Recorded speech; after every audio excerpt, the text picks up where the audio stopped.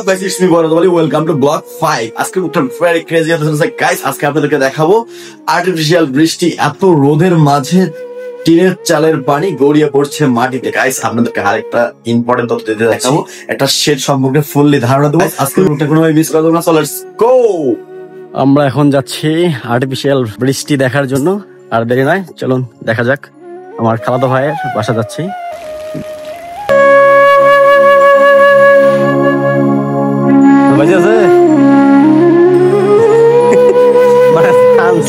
অবস্থা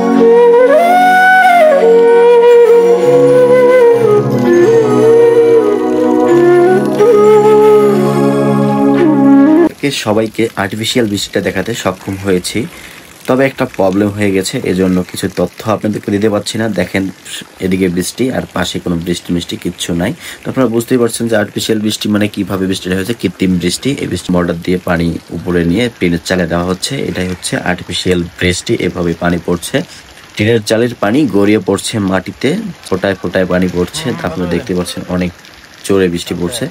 তো ফাইনালি এটা ঘরটা ঠান্ডা রাখার জন্য এই বৃষ্টিটা এইভাবে হচ্ছে। আর আপনাদেরকে আজকে খুবই একটা দুঃখজনক বিষয়, যে প্রবলেমটা হয়েছে, আজকে ভাইয়ের সঙ্গে কথা বললো, হঠাৎ করে নাকি বলার একটা প্রবলেম হয়ে গেছে।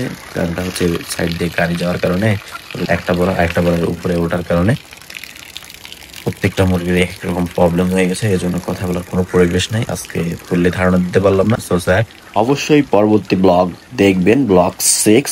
আপনারা যে যেখান থেকে দেখছেন কমেন্ট করে জানিয়ে দিবেন, লাইক করবেন, সাবস্ক্রাইব করবেন। আশা করি লালমনিরহাট জেলায় কে কোথায় ব্লগ চান কমেন্ট করে জানিয়ে দিবেন। সকলকে ধন্যবাদ। আল্লাহ হাফেজ।